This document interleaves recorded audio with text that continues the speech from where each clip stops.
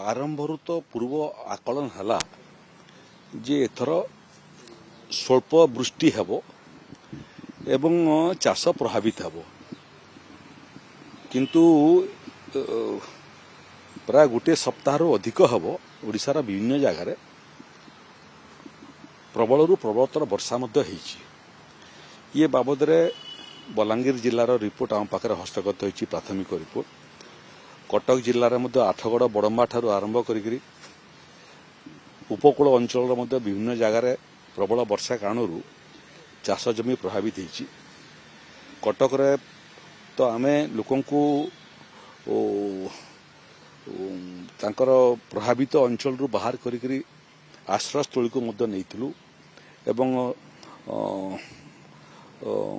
रोसई खाद्य ठारू आरंभ करी ड्राय राशन पर्यंत आवंटन करथिलु। जिलापाल मानक संगे जो जो जगह कम बेसी वर्षा होइछि जिलापाल मानक संगे मोर कथबार्ता हो जाइछि एवं तांकु मु परामर्श देइछि जे तुरंत जो जो क्षयक्षति होइछि चाष जमी क्षयक्षति होइथौ किंबा घर क्षयक्षति होइथौ किंबा विभिन्न विभागर मध्य भित्तिभूमि क्षयक्षति होइथौ तार रिपोर्ट तुरंत पठेबा पई गत काली ठारू ये रिपोर्ट प्राथमिक रिपोर्टटा आसीबाटा आरंभ कलानी एवं विपर्यय परिचालना विभाग को मध्य मोर निर्देश अछि जे जो जिल्लारू रिपोर्ट आसीबो विलंब न करी सेमानकर जहा क्षयक्षति रिपोर्ट अछि तार क्षतिपूर्ण राशि संपुक्त जिला को पठे देवा पई जिलापाल मान को जोड़ा निर्देश जेस्टा अछि जे जो मानकर क्षयक्षति हिछि सेमानकर ना संपूर्ण विवरणी तार संगरे संगरे तांकर आधार कार्ड रो कॉपी एवं तांकर जो बैंक अकाउंट तार मध्य कॉपी आनिया पई जा फल रे आउ आमर राजस्व अधिक कर्मचारी माने घर घर जेकरी आवंटन करिवार आवश्यकता पड़िबो नै।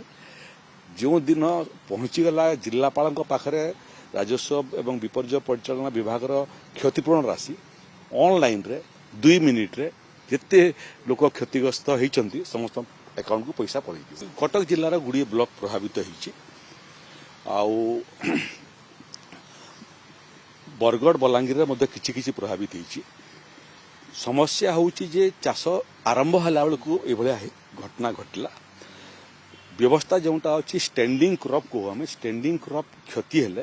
तार क्षतिपूर्ण राशि आमे देई थाउ किंतु चाष आरंभ हला बेलकु जोटा क्षति होउछि गत वर्ष मध्य बालेश्वर एभलिया क्षति हेतिला ताकू आमे आईन रो संशोधन करी सेमानक पई मध्य क्षतिपूर्ण राशि प्रदान करथिलु। तेणु जो वर्षा हेछि चाषी कूल जो माने यार द्वारा प्रभावित होइचंती आदौ विचलित होंतु नहीं। राज्य सरकार से समस्तंकर पछरे हिमालय भड़िया भलिया छिड़ा होइछि जहाँ भी एपर्यंत जिलापाल मान को कहुई यदि कौन जगार वर्षा कारण गोटे ब्लॉक रे गोटे घर मध्य क्षतिग्रस्त होइतिबो किमा गोटे क्षेत्र क्षतिग्रस्त होइतिबो ताकू मध्य छोट घटना कहिकरी इग्नोर न करिकरी तार मध्य तालिका प्रस्तुत करिया पई केही बात पड़िबे नहीं। समस्त क्षतिग्रस्त चाषी क्षतिपूर्ण पाइबे घर क्षति हेतिले घरर क्षतिपूर्ण चाष क्षति हेतिले चाषर क्षतिपूर्ण। मु तो एबे गुड़िए जिला को गस्तरे थिली देखिली जे गुड़िए जिल्ला रे ये बनान संशोधन हो सारानी कटक को मध्य मु जाइथिली जो जो बड़ बड़ एडवर्टाइजमेंट बोर्ड माने अछि सेतिरे मध्य कटकर उच्चारण इंग्राजी उच्चारण परिवर्तन हो सारानी लोके आमठारु गोटे पाद आगरे अछंती। तेणु सरकारी अनुष्ठान मानकु संशोधन करिया पई मासे समय दिया हिची जोटा घरोई संस्था सब अच्छी सेमानकु समय लागिबो 6 मास सेमानकु समय दिया हिची एवं आम पई सबुठारु महत्वपूर्ण विषय हला जे जोटा सेंट्रल गवर्नमेंट ऑर्गेनाइजेशन धरंतु आपण नेशनल हाईवे ऊपर देखिबे बड़ बड़ गेट सब लागि से गेट रो जो स्पेलिंग अच्छी सेमानकु संशोधन करिया पई पड़िबो। रेलवे स्टेशन माने अच्छी रेलवे स्टेशन रो मध्य स्पेलिंग करेक्शन करिया पई पड़िबो। तेणु केंद्र सरकार संगे एवं केंद्र सरकार विभिन्न विभाग संगे आम संपर्क रे अछु संभवतः आगामी 6 मास भितर ये वर्ष सरला बेलू ओडिशार जो जो जगार ये बनान संशोधन आवश्यकता थिला संभवतः डिसेम्बर शेष सुधा सबू बनान संशोधन हो सारी नहीं। देखो तो लोअर सुक्तेल बाबद सकाळे मते किछि लोक 2टा जगार अभियोग करथिले गोटे होची लोअर सुक्तेल प्रकल्प को लेकर विस्थापन आ गोटे आज जटणी रे मध्य